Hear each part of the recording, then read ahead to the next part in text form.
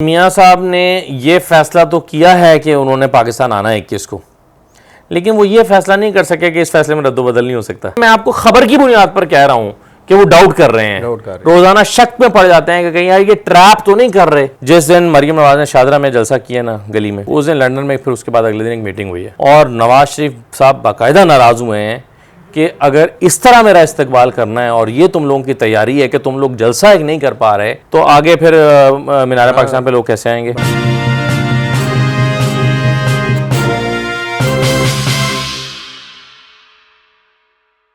असद, आपने पिछले दिनों मियाँ साहब के ऊपर कुछ व्लॉग्स किए हैं जी, तो बड़ा उसमें आपने एक आउट ऑफ द बॉक्स और बड़ी दिलचस्प बातें कही हैं। अब वो 21 को आ रहे हैं जी, आज भी मैं देख रहा हूँ कि वो कह रहे हैं कि वो आ रहे हैं। साथ ही साथ एक ये भी ओपिनियन आती है कि जी वो उनको कहा जा रहा है कि अब ना आएँ, अभी अब रुक जाएं। आप ये जो टेम्पो है इसमें से क्या देखते हैं? आ रहे हैं मियाँ साहब? देखें, मियाँ साहब ने ये फैसला तो किया है कि उन्होंने पाकिस्तान आना है 21 को, लेकिन वो ये फैसला नहीं कर सके कि इस फैसले में रद्दोबदल नहीं हो सकता। ठीक है, तो इसलिए वो रोजाना गौर करते हैं बैठ के कि जाना चाहिए कि नहीं जाना चाहिए। देखिए, बंदा सर किसी वक्त भी बीमार हो सकता है। तो कोई आसान तो मियाँ साहब आना तो चाहते हैं, लेकिन मेरा ख्याल है कि बहुत सारे अनासिर ऐसे हैं जो उनको सपोर्ट नहीं कर रहे, उनके लिए साजगार नहीं है अभी हालात।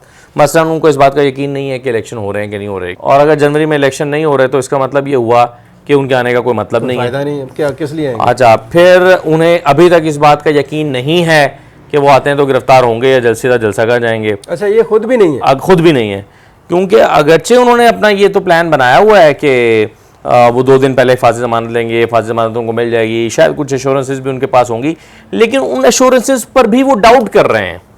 और ये मैं आपको खबर की बुनियाद पर कह रहा हूँ कि वो डाउट कर रहे हैं, रोजाना शक में पड़ जाते हैं कि कहीं यार ये ट्रैप तो नहीं कर रहे, ये मेरे लिए कोई ट्रैप तो नहीं हो रहा। मसला ये है ना असद के, वो किसी जिसे कहते हैं ना दूध का जो जला होता है, हाँ, वो छाछ को भी फूंके मारता है। जी जी जी। तो मियाँ साहब तो बार बार उनके साथ इस तरह के हाथ हुए हैं जी, तो वो बिल्कुल आपकी बात ठीक है कि वो रोजाना की बेस पर दोबारा से रिविजिट करते हैं। मियाँ साहब से जुड़ी एक और चीज आप देखें ना, जिन लोगों ने उनके साथ वापस आना है उनके पासपोर्ट लेके रखे हुए हैं, हुसैन नवाज के दफ्तर में पड़े हुए हैं, लेकिन जिसने टिकटें करानी है और जिसने वो चीज़ों को सारा कुछ फाइनलाइज करना है, उसको अभी तक गो हेड नहीं दे रहे कि सबकी टिकटें करा दो।